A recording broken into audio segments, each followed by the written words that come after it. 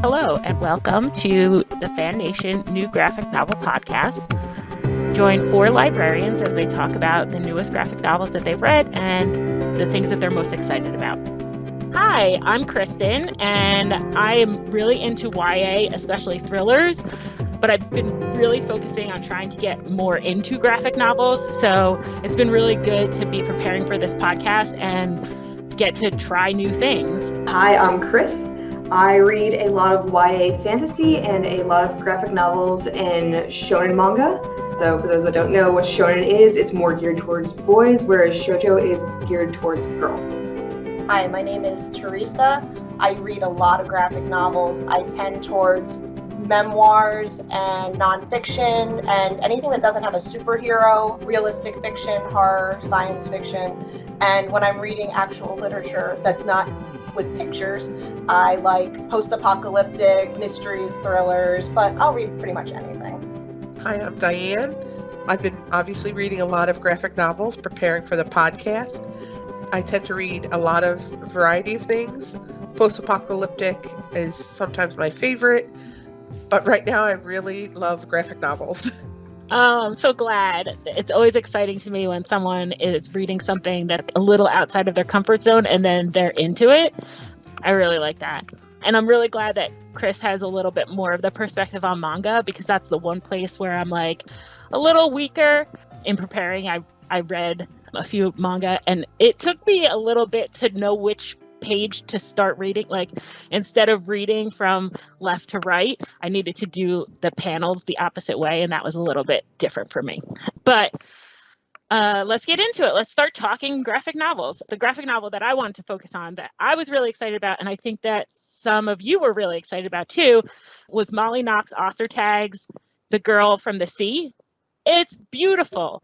Ostertag, if the name is familiar, is also the author of the Witch Boy trilogy.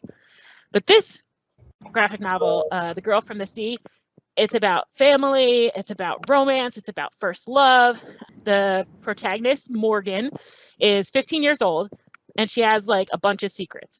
She lives in this perfect island town. She's like on a vacation island, but she really wants to escape and live like her best life. She's ready for her best life. I really related to that, and I think a lot of people can relate to that.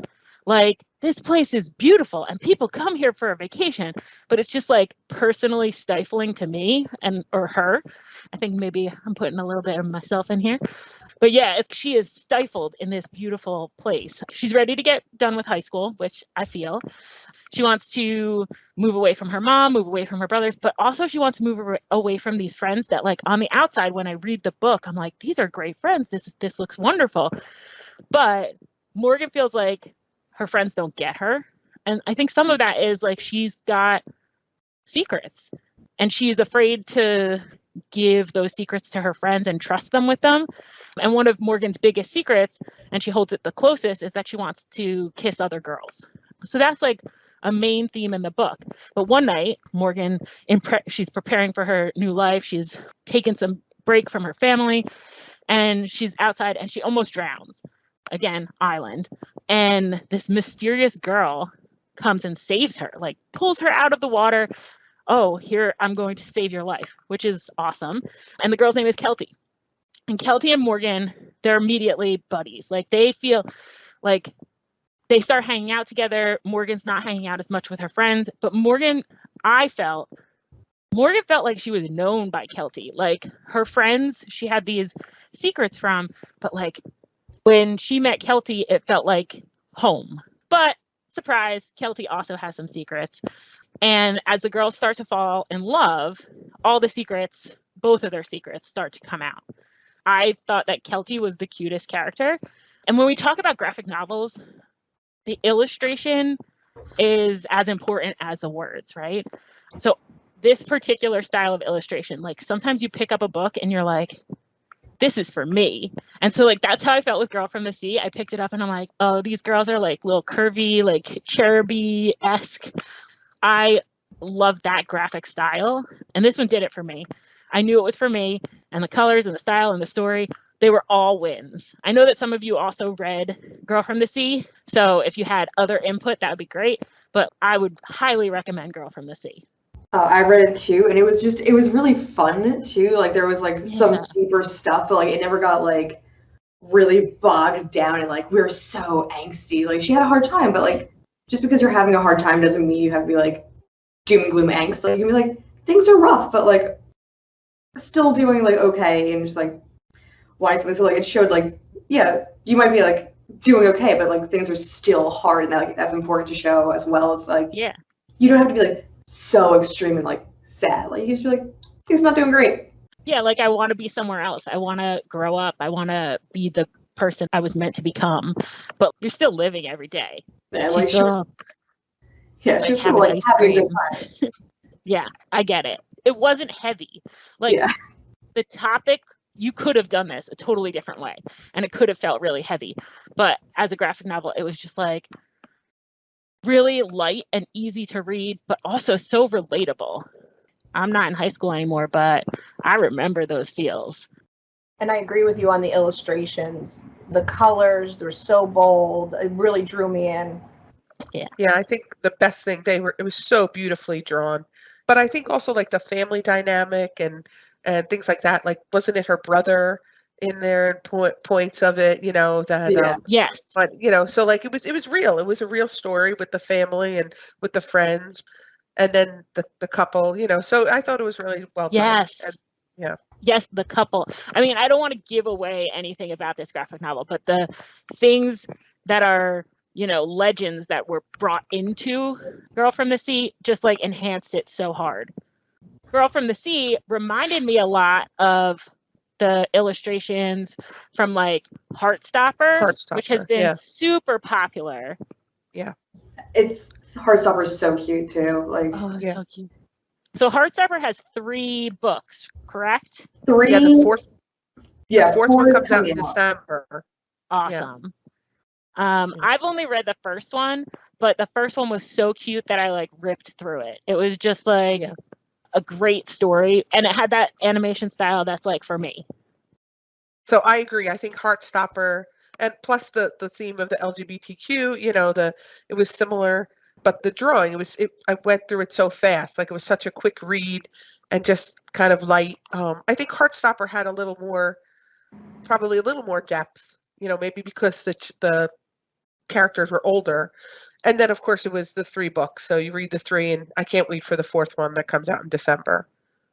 And it was realistic fiction opposed to the fantasy, and it was very easy to relate to and see all of the different issues that they were facing as a couple, the friend issues, the personal relationships, and then it evolves even as the story goes on into things other than LGBTQ, like affecting their relationships. The Heartstopper is a spin-off of her other book. So like when I was reading the first couple books, I was like, I knew Charlie, the main character, had other things going on and it was going to get darker. I'm like, we're so happy fluffy right now.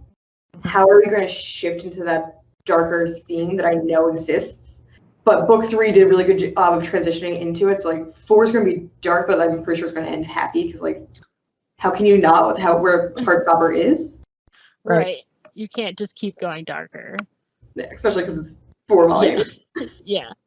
Right. I will go. It's a series. It's Short Cake Cake. We got the last volume a little bit earlier in the year. It's 12 volumes, written by Sue Morishita. It is shoujo, so it's very girly. It is like the opposite end of the spectrum of what I normally read, so I was reading outside my comfort zone. 10 is the main character. She moves into a boarding house, so she doesn't have to commute for 2 hours to get to school anymore. And her friend already lives there, and then she meets everyone else in the boarding house, and it starts off with like her interactions with them, and then Riku is this huge flirt, and she's like, "Get away from me!" Like, no, you say this to everybody, but he like genuinely likes her, and he's like, "Oh no, what do I do? I've already messed up." And then through a series of events, her and Chalky, one of the other boys living in the boarding house, end up fake dating. But him and Riku are best friends, and he's like, "Oh no, I like her," but Riku likes her too. So like, there's no like really dramatic like fighting about it. There's like we're just gonna let her make her decision, and like very nice about it of like, oh, okay, and like Chaki's full on like rooting for Riku, even though he's like, well, I like 10, but you're my best friend. And it's like so cute, and I'm like deeply invested in like their friendship of like Riku be like, no, get away from me, we're not friends, we're competing. And Chaki's like, nope, doesn't matter, best friends forever. And I liked like the last few volumes got a little bit like deeper because like you got hints earlier on about Riku's home life. And you're like, well, something's up with that because he lives in town and lives in a boarding house. So you find out more about that and more of the background. But because it's so fluffy, like you find out and like you know it's gonna be okay no matter what. So it never gets like, oh my god, tragic. You're like, oh, it's like a little sad, but like totally fixable. And it's 12 volumes. There's not a lot of text on any of the pages, so like maybe half an hour to read a volume. The illustrations are just really soft and cute. Like the whole thing's like fluffy cotton candy story of like, this is just cute and I enjoyed it and now it's done. I love that their friendship is like the prime, we must keep the friendship together, because it's like the opposite of all the other pop culture tropes of what actually happens to friends when they like the same person. Like, Yeah. you know, like if I'm reading a YA thriller, I know that somebody did something bad to their friend but having a book that shows that it doesn't matter, we can like the same person and I can root for you even though maybe I like that person, but we're buddies first, and I love that. Yeah, if they started like competing and being like awful to each other, I was not going to finish the series. But I was like, the fact that they're just like, we're friends. Riku's like, you're like fake grumpy, and everyone's like, right, we don't believe you. And Chaki's like, does not matter, we're besties. Besties forever. Like if this was not happening, probably would have bailed on it. But I was like, I'm so here because like I like being nice and like reasonable. Like we're not gonna end our friendship because we both like a girl who could tell both of us no, and to be like, I'm out entirely. That's fabulous.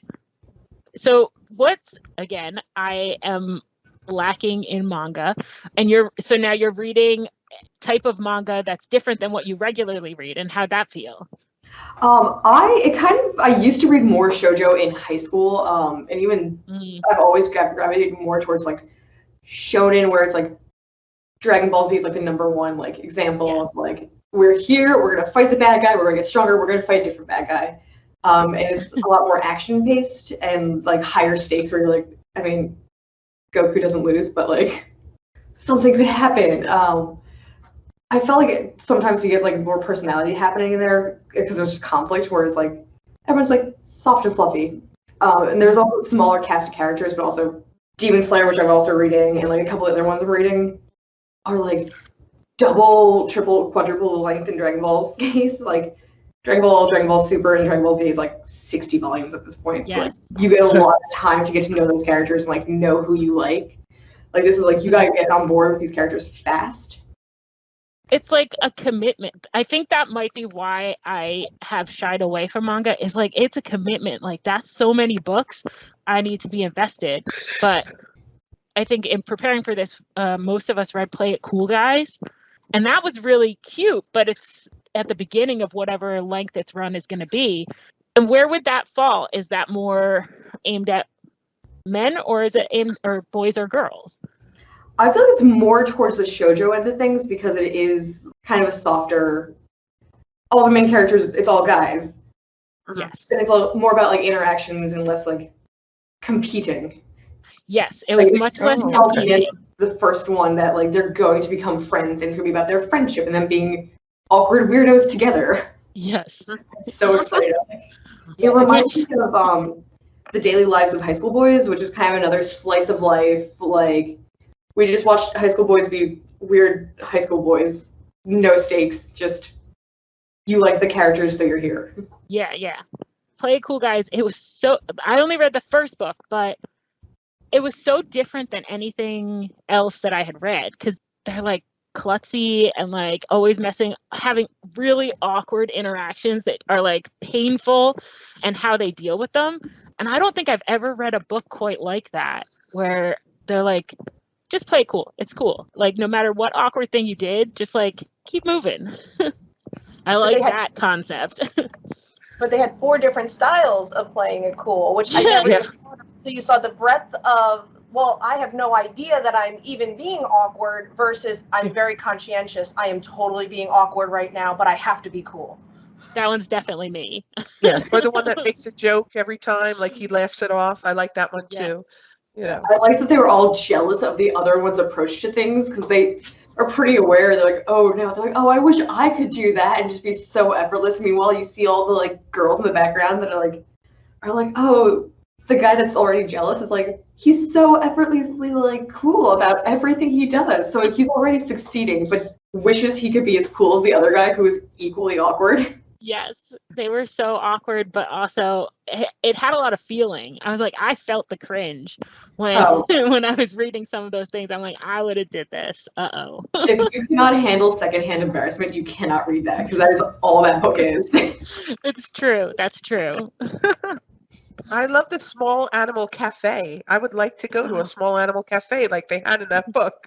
But that was my first manga that I read. So I agree. I had to like figure out how to read it first. Mm-hmm.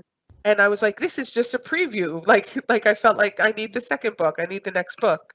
Yes, I liked that. Yep. I read Be More Chill, which is science fiction. It was originally a book written by Ned Vizzini, and he passed away in 2013. And after he passed away in 2013, his book Be More Chill was then turned into a Tony-nominated Broadway musical, and now they've adapted it into the graphic novel format. And David Levithan was actually the person who adapted it.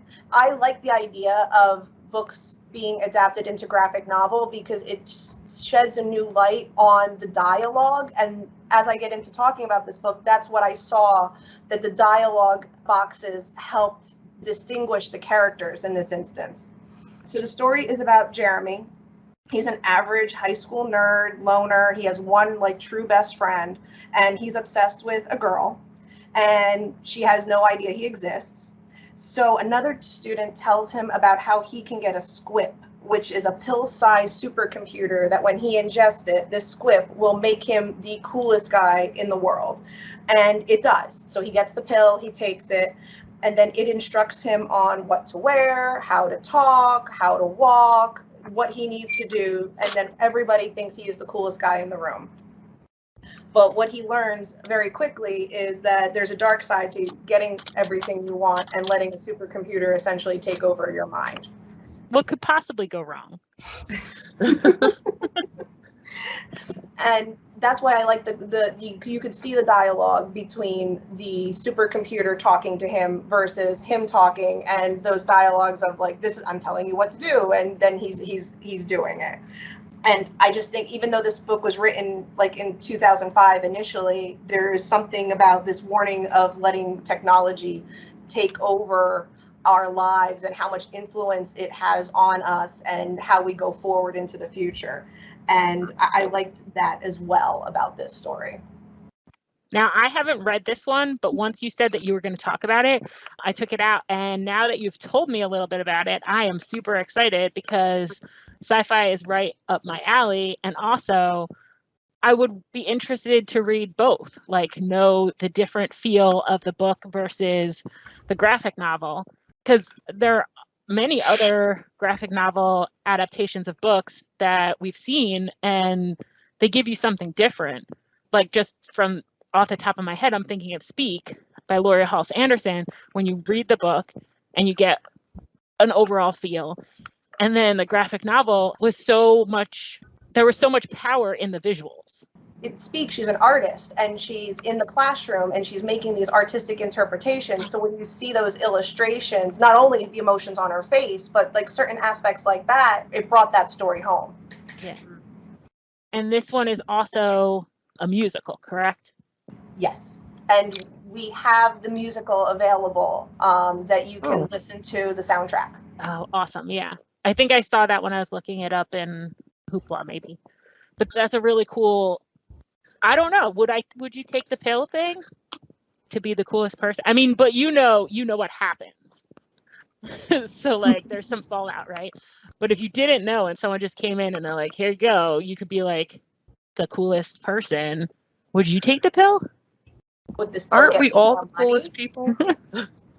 I'm pretty cool as is, and I kind of got the awkward weirdo thing. But also, how do I know you didn't already take the pill and that's how you got as cool as you are? I know. You'll never know until things start going real bad. Yeah, I'm only like medium cool, if that. So I definitely didn't have any pill. But I like how science fiction as a genre gives you this ability to like envision your world differently. And it gives the characters almost like a superhuman strength to see like how poorly something would turn out if we could do it, you know? We're learning the lesson in a dark way. Yeah, I don't know if anyone else read Lizard in a Zoot Suit. It's a new graphic novel and it's Marco Finnegan.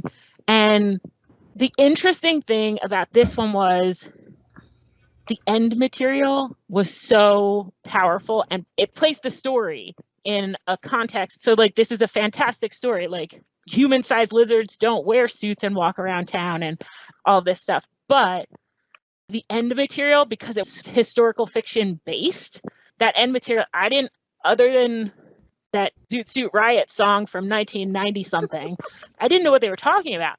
And so the material at the end of this made me want to learn more about the Zoot Suit Riots. It made me want to learn more about race relations, specifically out in the California area around World War I and II.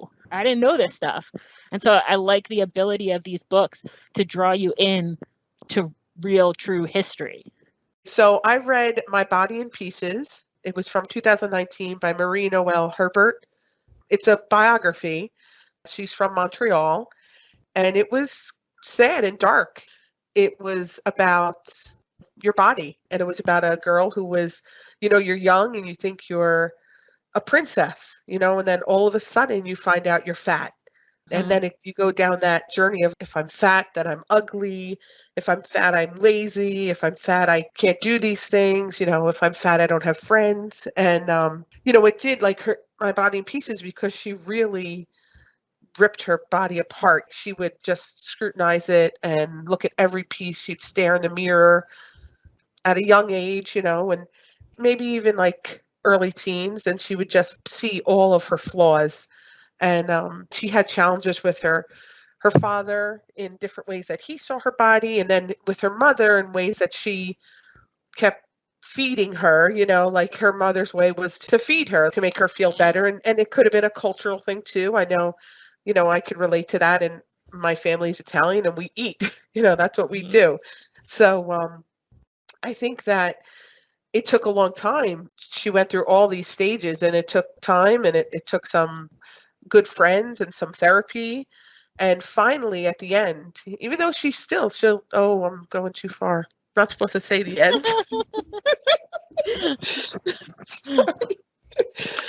Well, I think that she, it takes time to grow from things.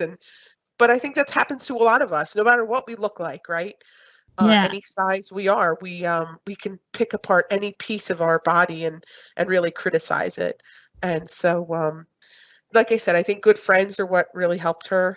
If I remember correctly, the illustrations were more like artistic, more like painterly, and that was really powerful. You felt like you were in this person's story. Yeah, and it wasn't like so many of the graphic novels are vivid, bright, beautiful. This was like browns and blacks and grays, and you kind of felt like dreary. But you're right, the pictures were beautiful. And at the end, the author speaks about who she had draw the pictures and things like that, the illustrator she got. And it was interesting to read a biography as a graphic novel because you can read it faster and you get like different emotions when you see the pictures included with the words. I do love with graphic novels, like seeing all the different styles of illustration and how it adds to the story. Because like a lot of the stuff like with YA is like cuter, softer, especially like shoujo manga. You can tell right away from a picture like what genre it's going to be: manga, shoujo, shonen. But like spinning, I cannot remember the author. It's a biography though, but that one's like all about ice skating. It's like very pretty, very soft. Yeah. And then I read, oh no, I can't remember the name of it now. I think it's not, it gets better, but it's like one of the illustrators for DC Comics. Yes. Yeah, I've talked about it a few times in other things, but it's like really jagged, aggressive illustrations, but it's about his growing up in an abusive childhood and abusive home, and you can see it shows in the illustration style. Like looking at it, you're like, this is not going to be a happy book. Yeah. But it does get better. No, so another nonfiction I read, which was also sad, but it was called In Waves. I don't know if anyone read that, but it was nonfiction and it went through the history of surfing, but also the author's journey, AJ Dungo, his journey with his first girlfriend and how she had cancer. The pictures were beautiful also. The illustrations were beautiful. And some pages it would have like just one illustration and one word, but that one, the alternating chapters were like oranges, like for the sand was the real nonfiction about the original surfers and the person who made the lighter surfboard. And then they were like teals and blues when it was his story with his girlfriend. And that, tears, you know what I mean? Like just some one word and the illustration, and I was crying, for some of it. And I think, again, like I read it real fast. That's what's so great about graphic novels is that you can really get such a feeling moving story in such a short time. And I really like that too. I did read that one as well. And the idea that it could alternate and you could learn something about US history and of surfing and then have that emotional story. It was very powerful, but in an hour's time, I feel like I have a nugget of information I've never had before. Yeah, I imagine it's similar for you read Kent State, 4 Dead in Ohio.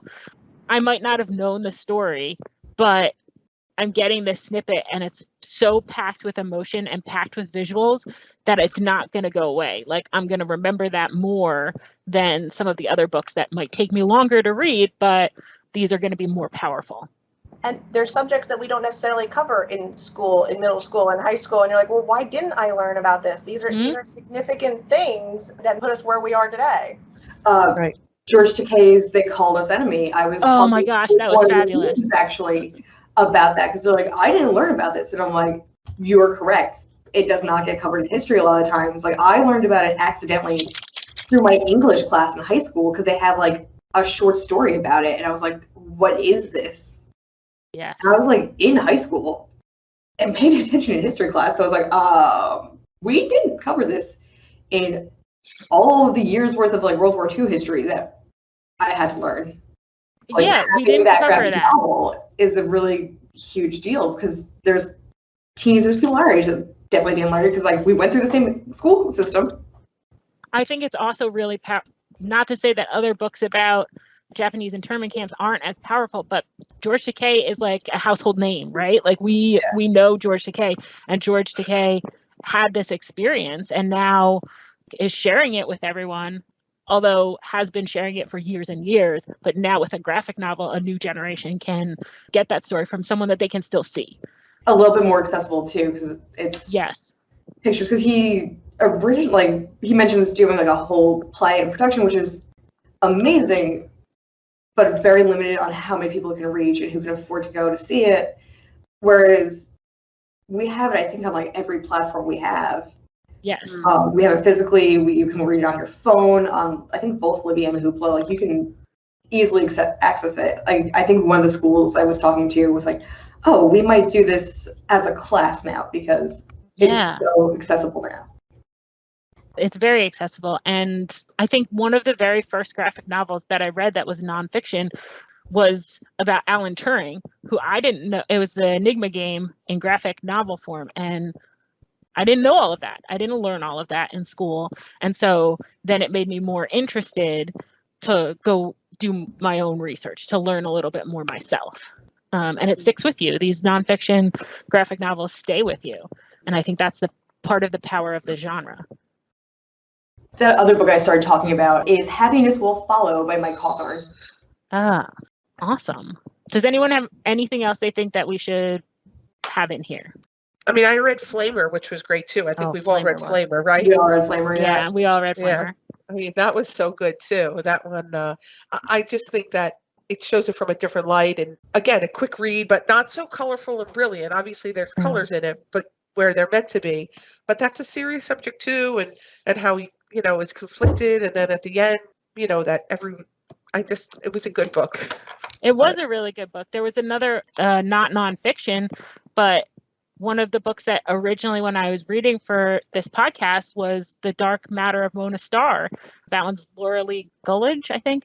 And it's just so powerful because the illustrations depict what's happening in this person.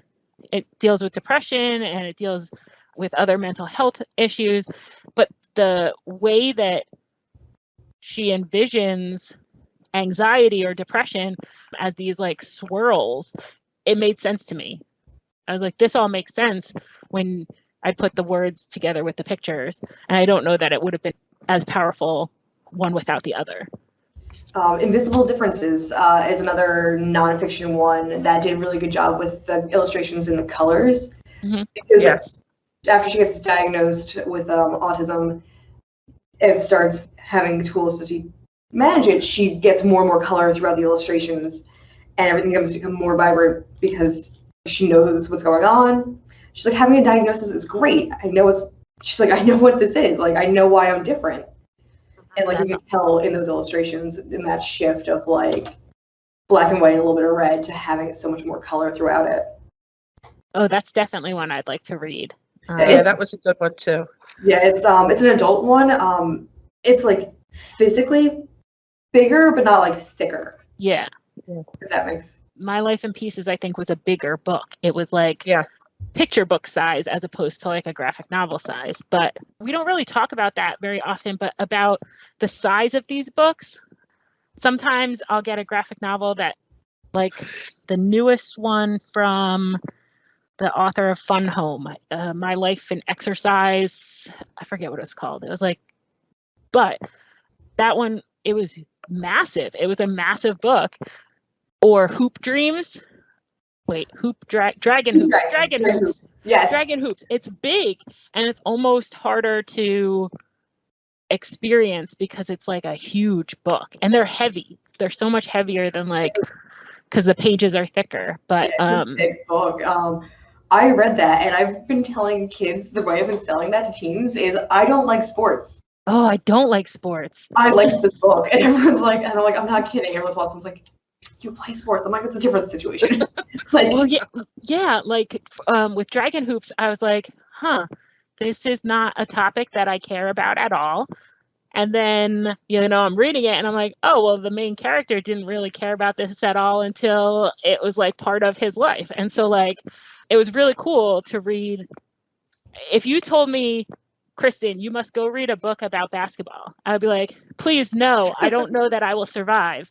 But reading Dragon Hoops was like good. It was a good experience. And I'd like to say I learned something, but I don't really remember the rules of basketball at all. So that wasn't it. But the experience of it, like the book stayed with me. Yeah, I really love that you got that outsider perspective of like, it helps like for the kids that like us are not like super into sports. It's not like we assume you know the rules of basketball. We don't. We still don't. But like, I didn't know that like basketball was a huge deal in Croatia, which was like fascinating to me because my family's from Croatia. And I was like, nobody told me this. No.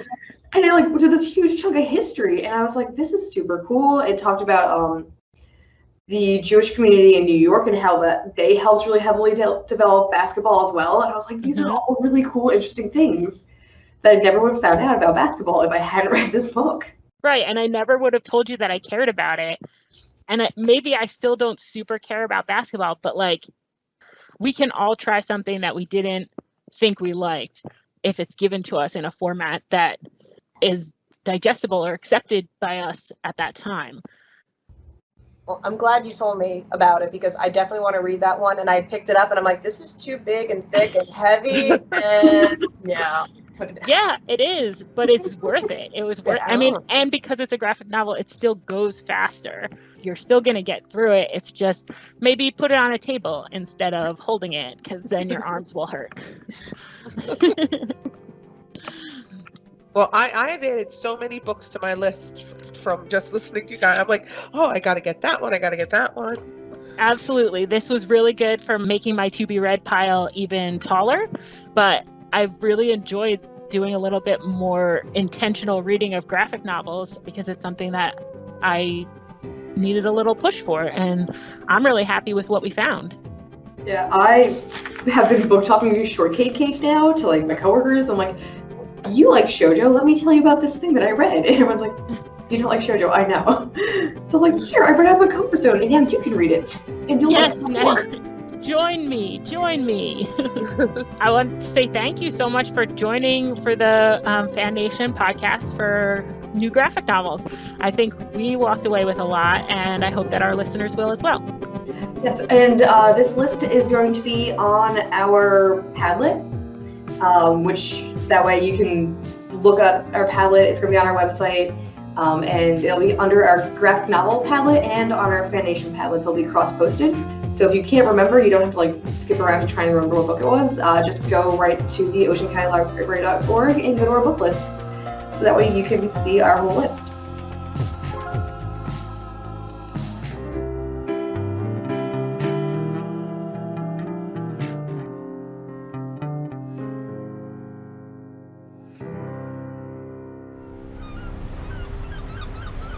Support public libraries. Like, share, and subscribe for more great videos.